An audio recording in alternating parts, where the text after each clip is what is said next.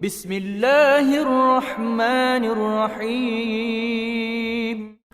خراسان کا عقاب، اسلام کے نامور جنرل قتیبہ بن مسلم کی داستان جہاد، ایپیسوڈ 20۔ جب رات دیر تک ابن عامر واپس نہ آیا تو صفیہ کی بے چینی بڑھنے لگی۔ جب اس سے رہا نہ گیا تو وہ باہر نکل آئی، ساتھ ساتھ روتی جاتی اور ابن عامر کو پکارتی جاتی۔ ابھی وہ کچھ دور ہی گئی ہوگی کہ ایک فوجی دستہ سامنے سے آتا نظر آیا۔ اس دستے کے کمانڈر نے ایک لڑکی کو اس حالت میں دیکھا تو اس نے آگے بڑھ کر صفیہ سے پوچھا، خاتون تم روتی کیوں ہو؟ جواب میں صفیہ نے اسے بتایا کہ ابن عامر سے اس کی شادی ہونے والی تھی، دونوں مروز سے بلخ آئے تھے اور سرائے میں مقیم تھے، لیکن ابن عامر صبح کا نکلا ہے مگر اب تک واپس نہیں آیا۔ یہ سن کر کمانڈر بھی پریشان ہو گیا، وہ صفیہ کو اکیلا بھی نہیں چھوڑنا چاہتا تھا، چنانچہ وہ اسے شہر کے کوتوال کے پاس لے گیا۔ کوتوال نے صفیہ کی بات سننے کے بعد اسے دلاسا دیتے ہوئے کہا، فکر نہ کرو، جلد ہی ابن عامر کا پتہ چل جائے گا، جب تک اس کا پتہ نہیں چلتا تم میری امان میں رہو گی۔ اس نے صفیہ کو اپنے گھر بھجوا دیا۔ ادھر صفیہ کی یہ حالت تھی، ادھر ابن عامر کو قتیبہ کا جاسوس سمجھ کر اس سے پوچھ گچھ کی جا رہی تھی۔ جب کافی کوششوں کے بعد بھی اس سے کچھ پتہ نہ چلا تو وہ لوگ ابن عامر کو کمرے میں بندھا چھوڑ کر دوسرے کمرے میں آ گئے۔ ان لوگوں کی مجبوری یہ تھی کہ وہ اس حویلی میں ابن عامر پر تشدد نہیں کر سکتے تھے۔ دوسرے کمرے میں آ کر سب غصے سے خاموش رہے۔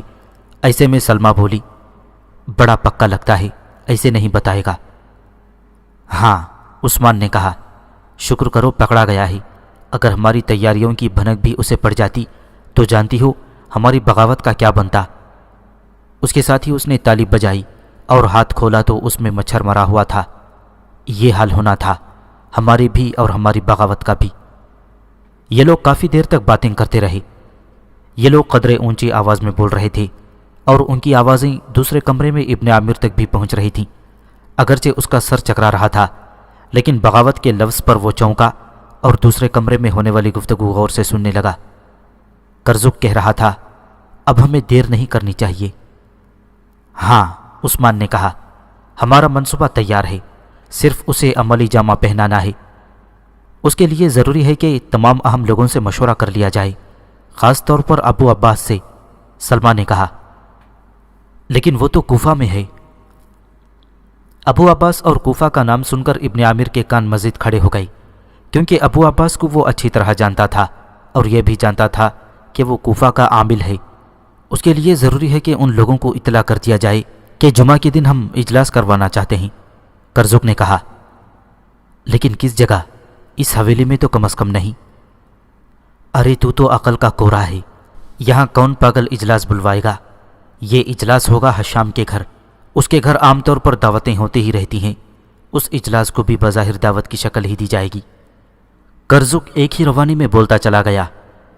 حشام تاریخان میں موجود ایک اونچی حیثیت کا مالک تھا، قلعے دار کے قریب ہونے کے علاوہ اس کا ہمراز بھی تھا، وہ قید خانے کا سربراہ بھی تھا اور باغیوں کی اعلیٰ کمانڈ کا رکن بھی تھا۔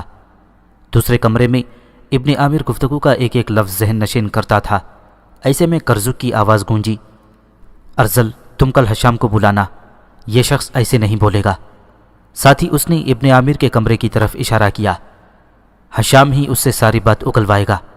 عثمان تمہارا یہ کام ہے کہ کل تم لوگوں کو جمعہ کے ہونے والے اجلاس کی خبر کرو، خاص طور پر ابو عباس کو، اس کا آنا بہت ضروری ہے۔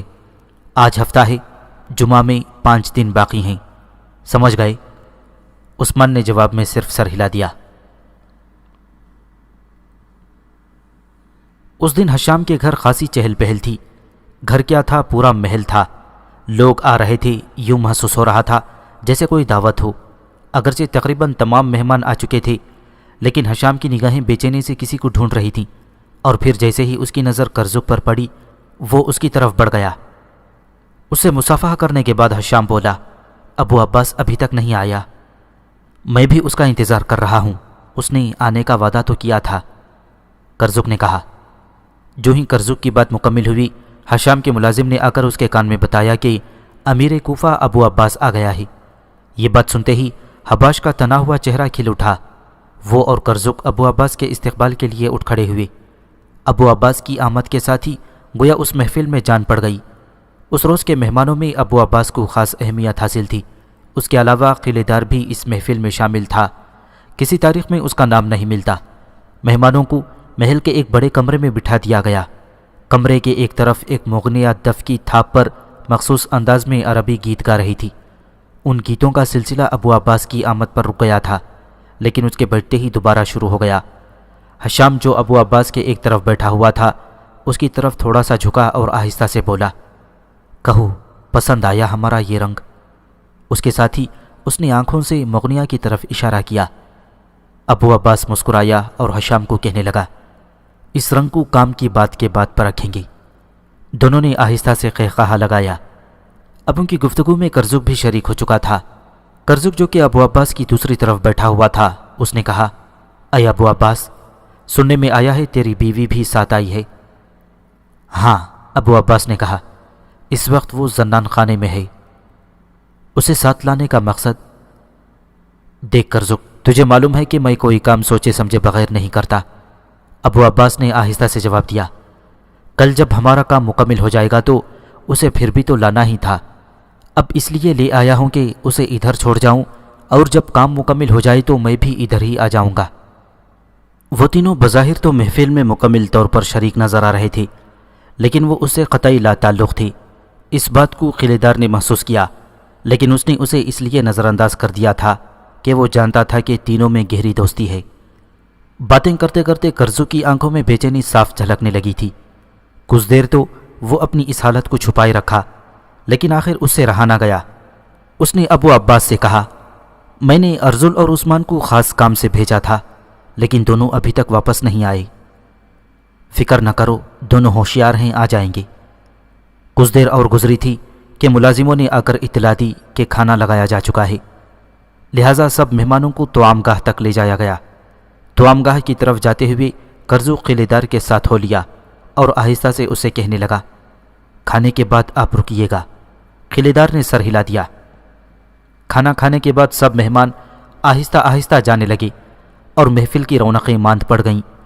آخر میں صرف چند لوگ وہاں موجود تھے جن کو ایک خاص کمرے میں لے جایا گیا۔ یہ کمرہ آرائش سے نشستگاہ لگتی تھی۔ ان مہمانوں میں ابو عباس، قلعے دار اور قلعے کی فوج کا سپریم کمانڈر شامل تھے۔ کچھ دیر ادھر ادھر کی باتیں ہوتی رہیں، جب اچانک دروازہ کھلا۔ ارزل اور عثمان اندر داخل ہوئے۔ انہوں نے آنکھوں کے اشارے سے کرزک کو کہا کہ کام ہو گیا ہے۔ اس بات پر کرزک کا چہرہ پرسکون ہوتا چلا گیا۔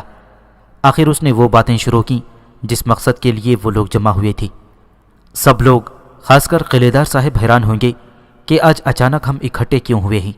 کرزک کہنے لگا، لیکن ہم میں سے سب مقصد سے آگاہ ہیں سوائے قلعے دار صاحب کے۔ میں لمبی چوڑی تمہید باندھنے کے بجائے صرف حقائق بیان کروں گا۔ قلعے دار صاحب کو یہ جان کر حیرت ہوگی کہ ہم تالی خان میں بغاوت کا ارادہ رکھتے ہیں۔ بغاوت کا لفظ سن کر قلعے دار کا منہ کھلے کا کھلا رہ گیا۔ ہم قلعے دار صاحب سے کچھ نہیں چاہتے، صرف حمایت چاہتے ہیں۔ کرزک نے بات کو آگے بڑھایا، لیکن وہ ہماری حمایت نہیں کرتے تو ہمیں کچھ نقصان نہیں ہوگا، بلکہ قلعے دار صاحب اپنا نقصان خود کریں گے۔ قلعے دار کا منہ غصے سے سرخ ہو گیا۔ غصے میں وہ اٹھ کھڑا ہوا اور کہنے لگا، میں تم سب کو دیکھ لوں گا۔ ساتھ ہی اس نے دروازے کی طرف قدم بڑھا دیے، لیکن ابو عباس کی آواز نے اسے روک لیا۔ اگر تم یہ سمجھتے ہو کہ ہمیں نقصان پہنچا سکو گے تو یہ تمہاری بھول ہے۔ ہم اتنی آسانی سے کسی پر اپنا راز ظاہر نہیں کرتے۔ یہ بات سن کر قلعے دار پاؤں پٹکتا باہر نکل آیا۔ وہ جلد از جلد اپنے دفتر پہنچنا چاہتا تھا کہ ان لوگوں کے خلاف کارروائی کر سکے۔ اس کے ساتھ 4 محافظ بھی تھے۔ ابھی وہ ہشام کے محل سے دور ہی گئے ہوں گے کہ ان 5 پر حملہ ہو گیا۔ یہ 4 تھے، لیکن حملہ کرنے والے 15۔ علاقہ ویران تھا، اس لیے حملہ آوروں کو کوئی فکر نہ تھی۔ قلعے دار اور اس کے محافظوں نے مقابلہ تو کیا تھا، لیکن آخر سب مارے گئے۔ حملہ آوروں نے ان کی لاشیں اٹھا لیں تاکہ انہیں غائب کیا جا سکے۔ یہی وہ انتظام تھا جس کے لیے کرزک نے ارزل اور عثمان کو بھیجا تھا۔ قلعے دار کے جانے کے بعد کچھ دیر تک کمرے میں خاموشی رہی، لیکن جو ہی اطلاع ملی کہ قلعے دار کا کام تمام کر دیا گیا ہے تو محفل پھر گرم ہو گئی۔ ابو عباس بولا، اب نیا قلعے دار ہشام ہوگا۔ کیوں ہشام؟ ساتھ ہی اس نے ہشام کی طرف دیکھا۔ اب یہ ہشام کا کام ہے کہ قلعے دار کی گمشدگی کی اطلاع قتیبہ تک نہ پہنچے۔ ارزل کہنے لگا، اس بات کی تصدیق کون کرے گا کہ بغاوت کے وقت فوج ہمارا ساتھ دے گی؟ میں کرتا ہوں، سپہ سالار کہنے لگا، لیکن میں صرف یہ تصدیق کرتا ہوں کہ فوج کا بڑا حصہ آپ کا ساتھ دے گا۔ ہم خون ریزی نہیں چاہتے، لیکن جو فوج ہماری مخالفت کرے گی اس کا کیا کیا جائے؟ اول تو ہماری نفری بہت زیادہ ہے، سپہ سالار کہنے لگا، دوسرا انتظام میرا ہوگا۔ آپ بغاوت کی تاریخ بتائیں، اس دن ہماری نفری صحرا میں ہوگی اور باقی بیرکوں میں۔ رات کے وقت ان سب پر قابو پا لیا جائے گا، صرف آپ کے باغیوں کی ضرورت ہے۔ ساتھ ہی وہ ابو عباس کی طرف دیکھ کر مسکرایا، ہمارے باغی مسلح تمہیں مل جائیں گے، مگر ہمیں اب دیر نہیں کرنی چاہیے۔ میرا خیال ہے کہ کل ہی ہمیں بغاوت کر دینی چاہیے، ابو عباس نے کہا۔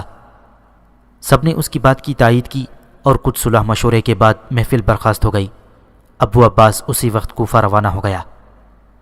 اگلے دن صبح یہ خبر جنگل کی آگ کی طرح پھیل گئی تھی کہ قلعے دار غائب ہے، اور جب تک اس کا پتہ نہیں چلتا ہشام قلعے دار ہوگا۔ ادھر ابن عامر نے کرزک کی باتوں سے اندازہ لگا لیا تھا کہ آج بغاوت ہو جائے گی۔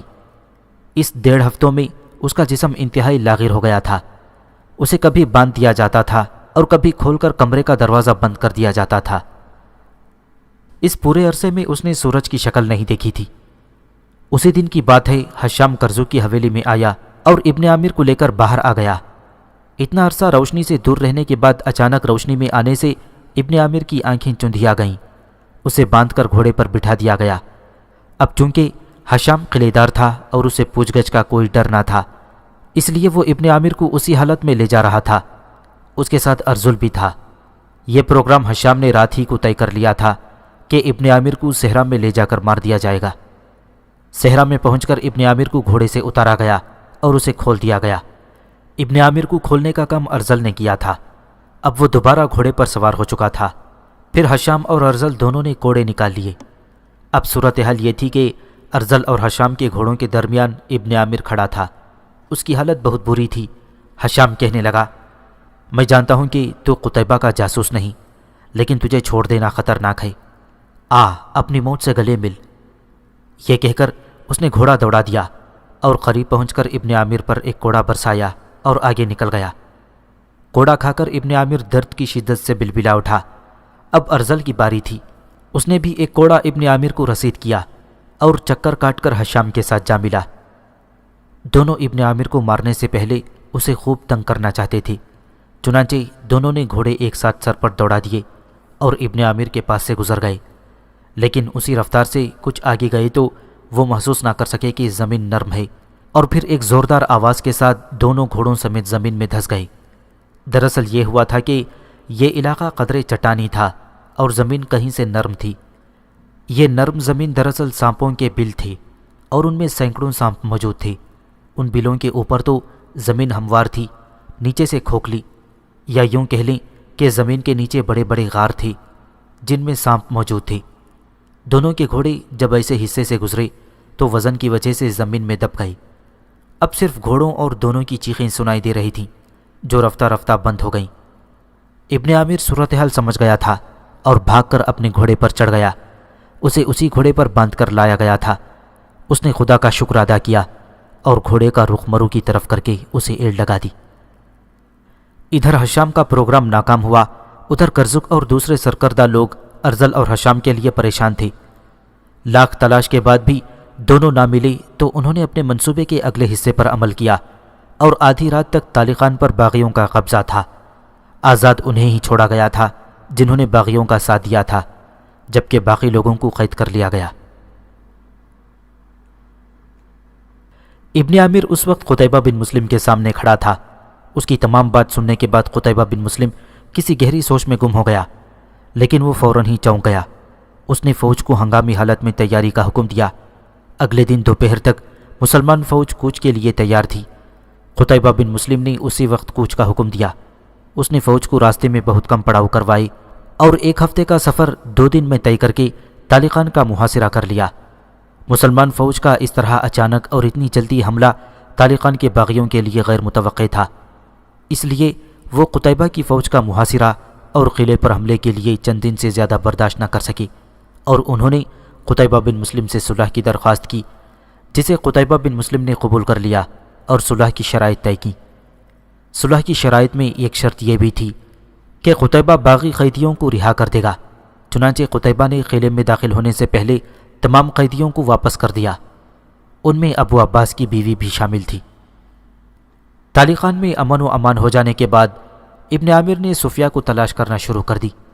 سب سے پہلے وہ اسی سرائے میں آیا اور صفیہ کے بارے میں پوچھنے لگا۔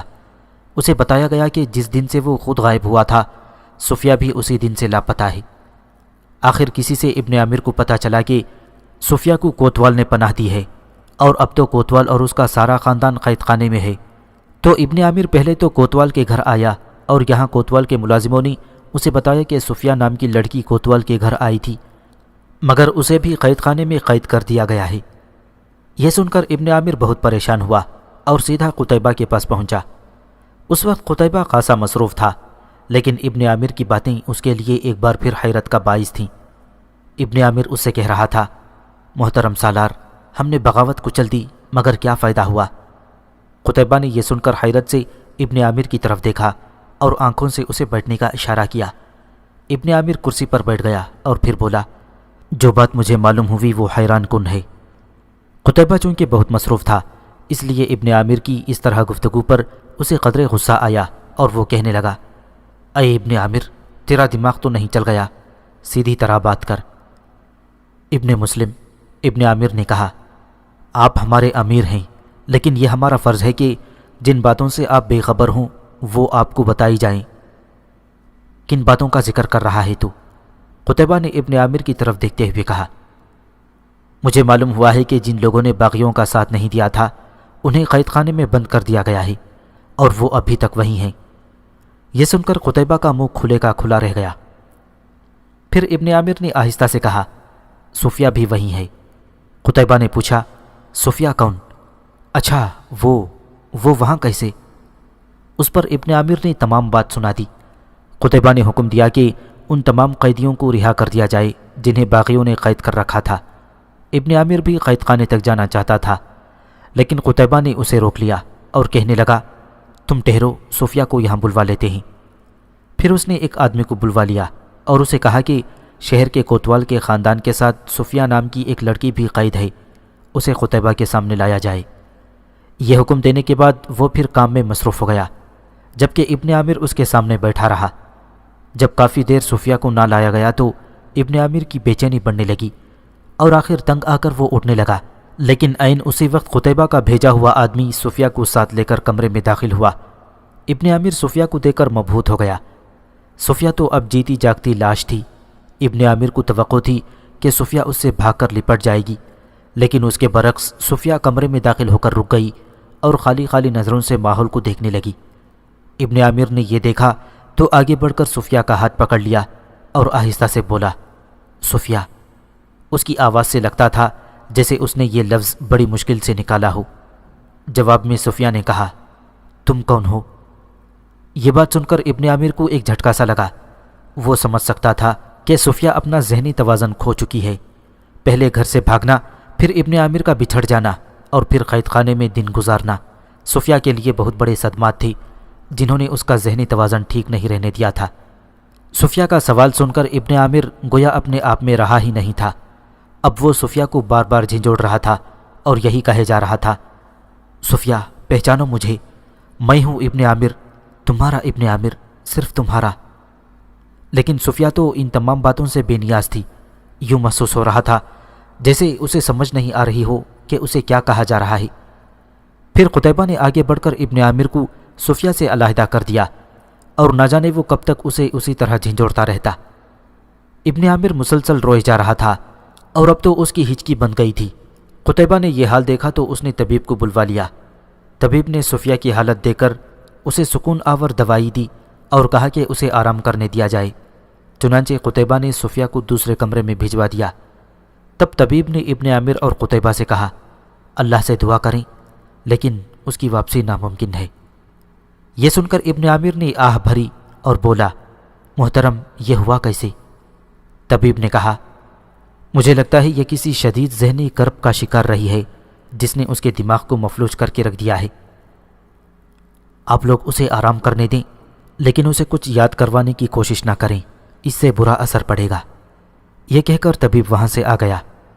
طبیب کے جاتے ہی ابن عامر پھر رونے لگا۔ جب اسے قتیبہ نے یہ کہا، ابن عامر، کیا دنیا یہیں پر ختم ہو گئی ہے؟ تم اپنے آپ کو دوسرے کاموں میں مصروف رکھو، جلدی تمہاری طبیعت بحال ہو جائے گی، اور اللہ نے چاہا تو صفیہ بھی ٹھیک ہو جائے گی۔ ابن عامر نے یہ بات سنی تو کہنے لگا، کاش آپ میرے دکھ کو سمجھ سکتے۔ یہ کہہ کر وہ کمرے سے باہر نکل گیا۔ صفیہ کا علاج کئی دن تک متواتر ہوتا جا رہا تھا، لیکن اس کی حالت میں کوئی فرق نہ پڑا۔ البتہ ایک تبدیلی ضرور آئی تھی، وہ یہ کہ وہ ہر وقت ابن عامر پکارتی رہتی تھی۔ کئی بار ابن عامر کو اس کے سامنے لے جایا گیا، لیکن اس نے پہچاننے سے انکار کر دیا۔ پھر ایک روز جب طبیب صفیہ کے کمرے میں گیا تو وہ وہاں موجود نہ تھی۔ طبیب نے قتیبہ کو اس کی اطلاع دی تو اس نے صفیہ کی تلاش شروع کروا دی، لیکن اس کے بعد صفیہ کا کچھ پتہ نہ چلا۔ ابن عامر کے لیے یہ بہت بڑا صدمہ تھا، لیکن اس نے اسے برداشت کیا اور کچھ ہی عرصے میں وہ دوبارہ چاق و چوبند نظر آنے لگا۔ لیکن اس کی شخصیت میں یہ سب سے بڑی تبدیلی واقع ہوئی تھی کہ وہ خاموش رہنے لگا تھا اور کام کی بات کے سوا کوئی دوسری بات نہ کرتا تھا۔ اب اس نے دنیا کی رعنائیوں کو خیر بات کہہ دیا تھا اور اپنا دھیان صرف سپاہیانہ داؤ پیچ سیکھنے کی طرف مائل کر لیا تھا۔ قتیبہ کو تالی خان میں 1 مہینے سے زیادہ ہو چکا تھا۔ اس کی اس اچانک اور تیز جنگی کارروائی نے لوگوں کے دلوں پر ایک ہیبت طاری کر دی تھی۔ اس کی فوج نے جس طرح باغیوں کو گھیر کر قتل کیا تھا اور پھر جس طرح قلعے کا محاصرہ کر کے شہریوں کا ناطقہ بند کر دیا تھا، اس نے لوگوں کے دلوں پر ایک خوف مسلط کر دیا تھا۔ اس نے اس 1 مہینے میں شہر کا نظم و نسق بہتر بنا دیا اور شہر پر اپنا کنٹرول مضبوط کر لیا۔ پھر ایک روز اچانک تالی خان والے دیکھ رہے تھے کہ قتیبہ کی فوج بلخ سے کوچ کر رہی ہے۔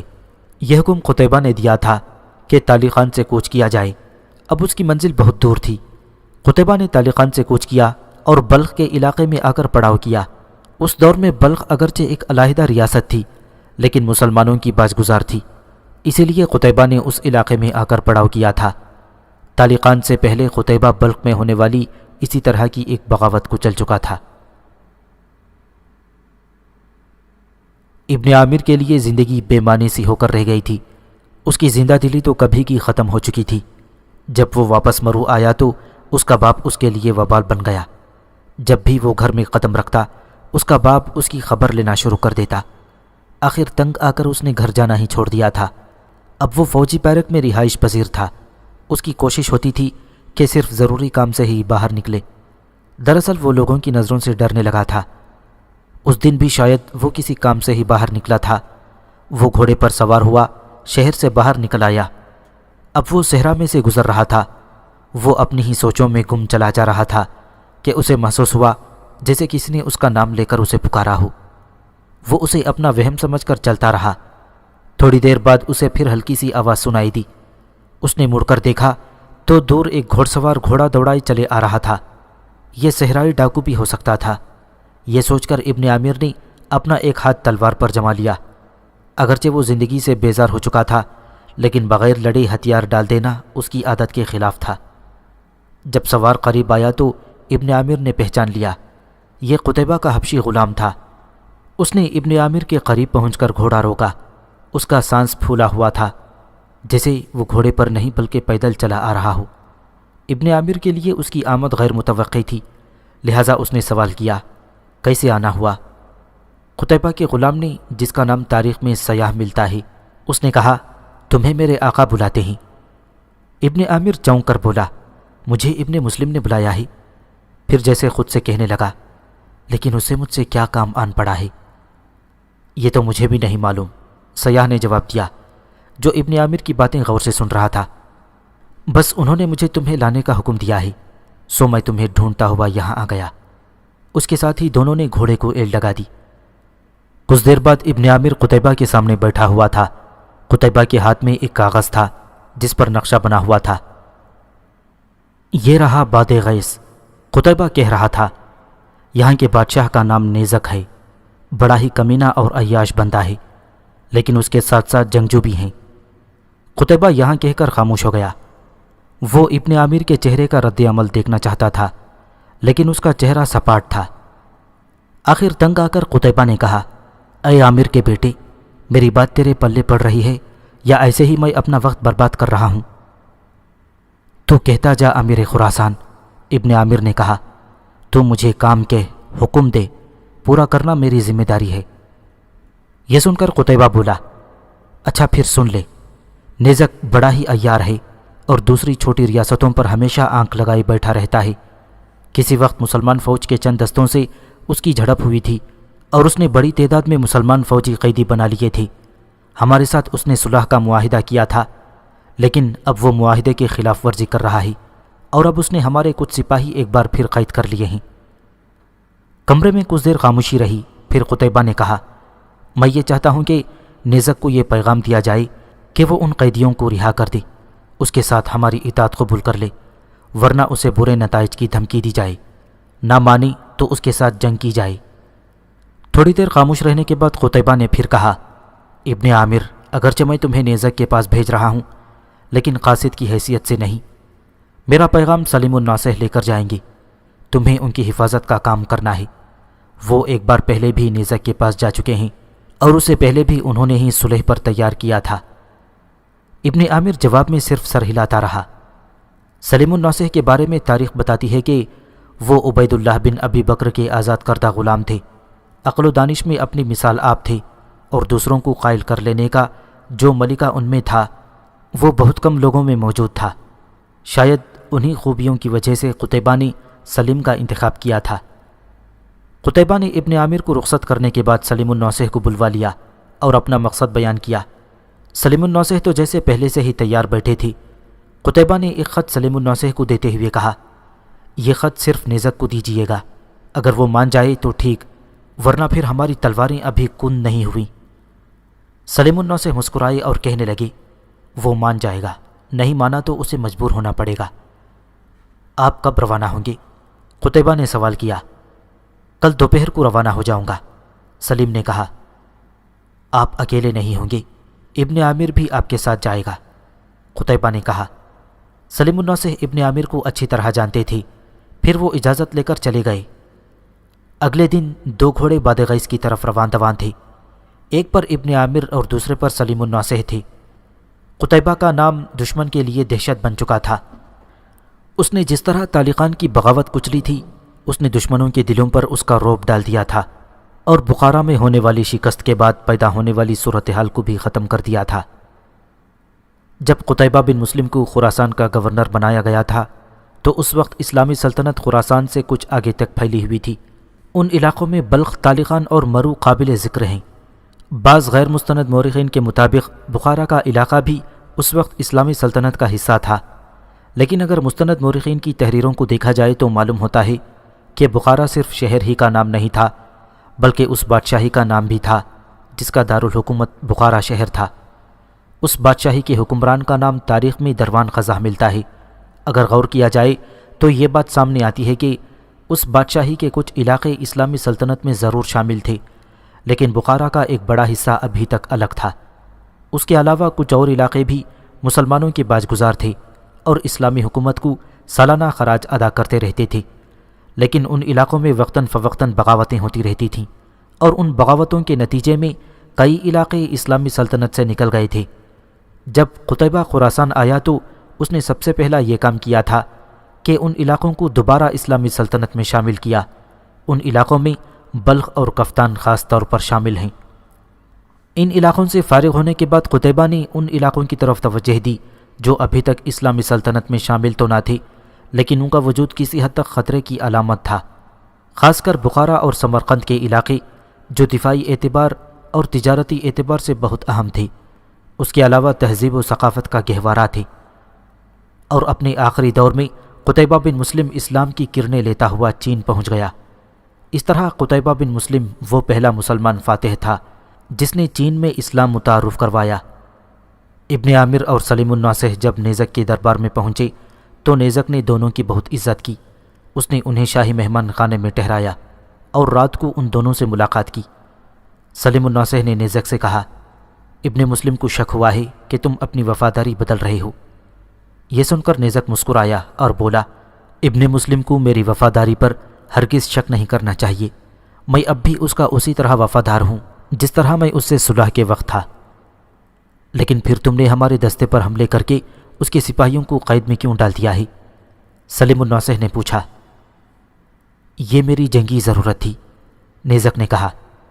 کچھ مزید گفتگو کے بعد سلیم الناصح یہ محسوس کر رہے تھے کہ نیزک انہیں باتوں میں ٹالنے کی کوشش کر رہا ہے، لیکن انہوں نے یہ بات نیزک سے نہ کی۔ نیزک، تم یہ یاد رکھنا کہ قتیبہ کی تلوار زنگ آلود نہیں ہے، اور نہ ہی وہ عیش و عشرت میں الجھا ہوا ہے۔ اس کی کاٹ ایسی ہے کہ تمام عالم کفر اس سے ڈرتا ہے۔ اس لیے یہ یاد رکھنا کہ تم نے جس وقت اسے دھوکہ دینے کی کوشش کی وہ اڑ کر تم تک پہنچے گا۔ اس کے بعد سلیم الناصح نے نیزک سے قیدیوں کی رہائی کی بات کی، جسے نیزک نے فوراً قبول کر لیا۔ نیزک سلیم الناصح اور ابن عامر کو کچھ دن اپنے ہاں مہمان رکھنا چاہتا تھا، لیکن وہ دونوں اگلے دن ہی واپس جانے پر بضد تھے۔ چنانچہ نیزک نے اگلے دن ہی ان کی واپسی کا انتظام کر دیا۔ واپسی پر ان کے ساتھ وہ قیدی بھی تھے جو نیزک نے رہا کیے تھے، اور اس کے علاوہ ایک کنیز بھی جو نیزک نے قتیبہ بن مسلم کے لیے تحفہ بھیجا تھا۔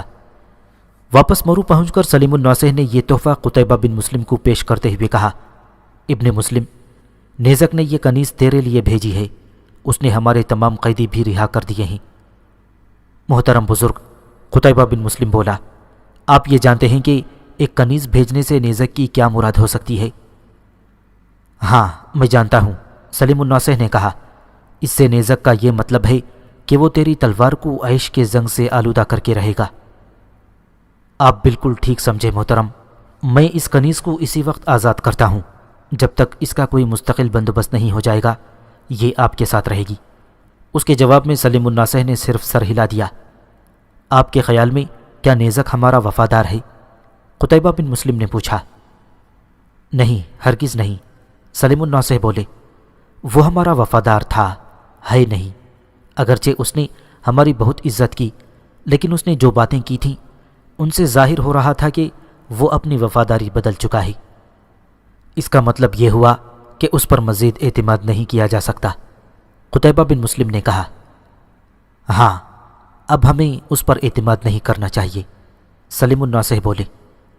کچھ مزید گفتگو کے بعد قتیبہ بن مسلم نے سلیم الناصح کو رخصت کی اجازت دے دی، کیونکہ وہ لمبے سفر سے تھکے ہوئے تھے۔ جاتے ہوئے وہ اس کنیز کو بھی اپنے ساتھ لے گئے تھے، کیونکہ اب اسے ان کے ساتھ ہی رہنا تھا اس وقت تک جب تک اس کی شادی وغیرہ کا انتظام نہیں ہو جاتا۔ وہ کنیز اب مرو میں تھی اور اس کی رہائش کا بندوبست سلیم الناصح کے ہاں کر دیا گیا تھا۔ جتنے عرصے میں مسلمانوں کے ساتھ رہی، اس نے دیکھ لیا تھا کہ مسلمان عورت کو کیا مقام دیتے ہیں۔ وہ دل سے ان کی معترف تھی۔ اس دوران ابن عامر نے ایک دو بار اس سے ملاقات کی۔ وہ لڑکی ابن عامر کو اچھی لگتی تھی۔ وہ جب بھی اسے دیکھتا اسے اس میں صفیہ کی جھلک ضرور نظر آتی تھی۔ وہی معصومیت، وہی حیا اور وہی تہذیب، گویا صفیہ کی تمام اوصاف کی حامل تھی۔ ایک دو بار ابن عامر نے اسے خود بات کرنے کی کوشش کی، لیکن ہمت نہ پڑی۔ پھر اس نے سلیم الناصح سے کہا۔ سلیم الناصح ابن عامر کی بات سن کر مسکرائے اور کہنے لگے، ویسے یہ بات کرتے ہوئے مجھے اعتراض تو کوئی نہیں، لیکن کیا یہ بہتر نہیں ہوگا کہ تم اپنے ماں اور اماں کو اس کی طرف بھیجو؟ آپ کی بات ٹھیک ہے، میں ایسا ضرور کرتا، لیکن آپ کو معلوم ہے کہ وہ صفیہ والی بات کی وجہ سے ابھی تک مجھ سے ناراض ہیں۔ سلیم الناصح نے اس کی کمر تھپ تھپاتے ہوئے کہا، تم بے فکر رہو، میں کل ضرور اس سے بات کروں گا۔ اور پھر سلیم الناصح نے اس لڑکی سے بات کی۔ وہ گویا پہلے ہی تیار بیٹھی تھی، وہ بھی دل سے ابن عامر کو پسند کرتی تھی۔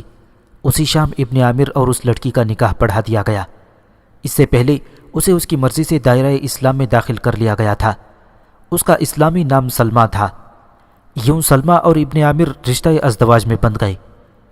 ابن عامر سلمہ کو اور سلمہ ابن عامر کو دل و جان سے چاہتے تھے۔ ایک دن ابن عامر کرسی پر بیٹھا ہوا تھا جب سلمہ کمرے میں داخل ہوئی۔ اسے دیکھ کر ابن عامر نے اسے کہا، سلمہ ذرا میرے پاس بیٹھو، مجھے تم سے کچھ باتیں کرنی ہیں۔ جی کہیے، سلمہ نے کرسی اس کے پاس گھسیٹتے ہوئے کہا۔ سلمہ، ابن عامر نے کہنا شروع کیا، ہماری شادی کو زیادہ عرصہ نہیں ہوا، صرف 1 مہینہ پہلے ہمارا نکاح ہوا تھا۔ جی کوئی خاص بات ہے؟ شاید تمہارے لیے نہیں، لیکن میرے لیے بہت خاص بات ہے، ابن عامر نے جواب دیا۔ کیا مجھ سے کوئی غلطی سرزد ہو گئی؟ سلمہ نے پریشانی کے لہجے میں کہا۔ نہیں، تم سے کوئی غلطی نہیں ہوئی۔ تو پھر کیا بات ہے؟ سلمہ نے قدرے مطمئن لہجے میں پوچھا۔ پتہ نہیں، کبھی کبھی مجھے یوں محسوس ہوتا ہے کہ میں تمہیں وہ خوشیاں نہیں دے پا رہا ہوں جس کی تم مجھ سے توقع کر رہی ہو، ابن عامر نے کہا۔ یہ بات آپ نے کیسے سوچ لی؟ سلمہ نے اس سے شکوہ بھرے لہجے میں کہا۔ اول تو ایسی کوئی بات نہیں، دوسرے میں نے کبھی آپ سے کوئی شکایت نہیں کی۔ یہ بات ٹھیک ہے کہ تم نے کبھی کوئی شکایت نہیں کی، لیکن نہ جانے کیوں کبھی کبھی یہ سوچنے پر مجبور ہو جاتا ہوں، ابن عامر نے الجھتے ہوئے کہا۔ جب سے اس کی شادی سلمہ سے ہوئی تھی، روز بروز اس کا دماغ الجھتا جا رہا تھا۔ شاید اس کے ذہن میں ابھی تک یہ خلش باقی تھی کہ صفیہ اس کی نہ ہو سکی، اور یہ خلش کبھی کبھی اسے بے چین کیے دیتی تھی۔ وہ اس کا اظہار تو کسی سے نہیں کرتا تھا، لیکن اس کا نتیجہ یہ نکلا کہ اسے یہ وہم ہوتا چلا گیا کہ وہ سلمہ کا پوری طرح خیال نہیں رکھ پا رہا، حالانکہ وہ سلمہ کو بھی اسی شدت سے چاہتا تھا جس شدت سے اس نے صفیہ کو چاہا تھا۔ آپ ایسی باتیں کیوں سوچ لیتے ہیں؟ میرے لیے تو بس اتنا ہی کافی ہے کہ آپ میرے ہیں، لیکن یہ تو آپ کا ظرف ہے کہ آپ مجھے اس سے بہت بڑھ کر سمجھتے ہیں، اس نے ابن عامر کو جواب دیا۔ سلمہ، تم واقعی عظیم ہو، صرف اس بات پر خوش ہو کہ تمہارا شوہر تمہارا اپنا تو ہے۔ کیا آپ کی نظر میں یہ چھوٹی سی بات ہے؟ سلمہ نے سوالیہ انداز میں ابن عامر سے کہا۔ اس بات پر تو ایک عورت اپنا آپ لٹا سکتی ہے۔ شاید تم ٹھیک کہتی ہو، ابن عامر نے کہا۔ کیا آپ نے بھی اپنا گھر نہیں چھوڑا؟ ہاں، چھوڑا ہے، صرف اس لیے کہ وہاں رشتوں کا پاس ختم ہو گیا تھا۔ میرا باپ اپنے بھائی سے ناراض تھا، اور میرے باپ کا بھائی میرے باپ کا دشمن ہو گیا تھا۔ تو آپ کی نظر میں یہ عظمت کی بات نہیں کہ آپ نے ایک برائی دیکھی اور اس سے کنارہ کش ہو گئی؟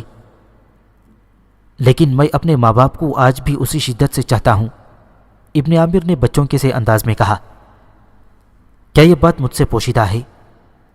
شاید نہیں، شاید میں تم سے کوئی بات پوشیدہ بھی نہیں رکھ سکتا۔ اس سے بڑھ کر ایک بیوی کی عزت کیا ہو سکتی ہے؟ سلمہ نے مشکور سا ہو کر جواب دیا۔ جانتی ہو سلمہ، اب ابن عامر اس کے بالوں میں انگلیاں پھیر رہا تھا۔ کبھی کبھی میں سوچتا ہوں کہ صفیہ میری قسمت میں نہیں تھی، لیکن قدرت نے اس کا نعم البدل مجھے عطا کر دیا۔ کیا یہ خدا کی مہربانی نہیں ہے؟ پھر کچھ توقف دے کر بولا، میں اس کی کس کس عنایت کا شکر ادا کروں۔ کچھ دیر ماحول میں خاموشی رہی، اور پھر اسی خاموشی کو سلمہ نے توڑا۔ کیا آپ صفیہ سے اتنا پیار کرتے تھے؟ شاید اس سے بھی زیادہ، ابن عامر نے بے خودی کے عالم میں جواب دیا۔ مجھ سے بھی زیادہ؟ سلمہ نے دوبارہ سوال کیا۔ ابن عامر اس سوال پر ایک دم پریشان سا ہو گیا، پھر اس نے خود کو سمجھاتے ہوئے کہا، سلمہ، بعض اوقات انسان دو چیزوں کے درمیان مقابلہ نہیں کر سکتا۔ اگر ایک چیز ایک انداز سے خوبصورت لگتی ہے تو دوسری دوسرے انداز سے۔ صفیہ کو ابھی تک میں نے صرف ایک عزیز ترین شے کے طور پر دیکھا تھا، جبکہ تمہیں ایک بیوی کے روپ میں دیکھا ہے۔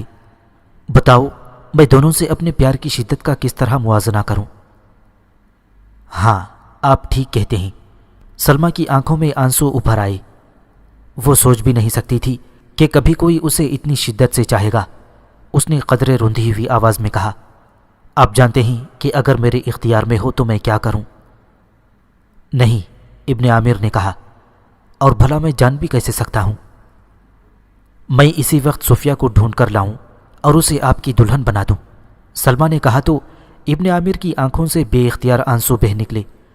وہ سوچ بھی نہیں سکتا تھا کہ سلمہ اسے اس حد تک چاہے گی۔ مورخ بیان کرتے ہیں کہ تالی خان کی فتح سے بہت سا مال و دولت مسلمانوں کے ہاتھ لگا تھا۔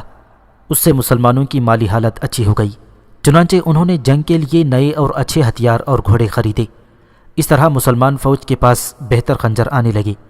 ہر شخص کی یہ کوشش تھی کہ وہ عمدہ سے عمدہ ہتھیار اور گھوڑے کا مالک بن جائے۔ چنانچہ گھوڑوں کا کاروبار کرنے والے تاجر دور دراز کے علاقوں سے گھوڑے وہاں لانے لگے۔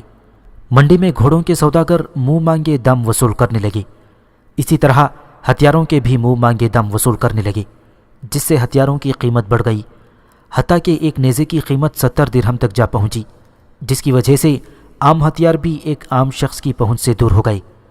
اس وقت سرکاری ذخائر حرب میں بہت ہتھیار، اسلحہ اور دوسرا سامان جمع تھا۔ جب قتیبہ کو اطلاع ملی کہ منڈی میں ہتھیاروں کی قیمت بہت بڑھ گئی ہے اور یہ عام آدمی کی پہنچ سے باہر ہو گئی ہے، تو اس نے حجاج بن یوسف کو ایک خط لکھا۔ اس خط میں اس نے حجاج کو تفصیل سے بتایا کہ کس طرح ہتھیاروں کی قیمت بڑھی ہے اور یہ بڑھتی ہی جا رہی ہے، اور اس وقت سرکاری ذخائر میں بہت اسلحہ جمع ہے۔ اس نے حجاج کو لکھا کہ اگر وہ اجازت دے تو یہ ہتھیار فوج کو دے دیے جائیں۔ یہ خط پڑھ کر حجاج نے قتیبہ بن مسلم کو ہتھیار تقسیم کرنے کی اجازت دے دی۔ اجازت ملتے ہی قتیبہ نے اسلحہ اور دوسرے آلات حرب نکلوائے اور فوج میں تقسیم کر دیے۔ اس سے فوج میں گویا ایک نئی جان پڑ گئی تھی اور اس کی قوت میں گویا مزید اضافہ ہو گیا تھا۔ اب سردیوں کا موسم شروع ہو چکا تھا اور قتیبہ کسی جگہ فوج کشی نہیں کرنا چاہتا تھا، لیکن وہ خوش تھا کہ اب جب بھی اسے کسی جگہ فوج کشی کا موقع ملا، اس کے ساتھ ایک زبردست فوج ہوگی جو ہر لحاظ سے اس کی امیدوں پر پورا اترنے کی صلاحیت رکھتی ہوگی۔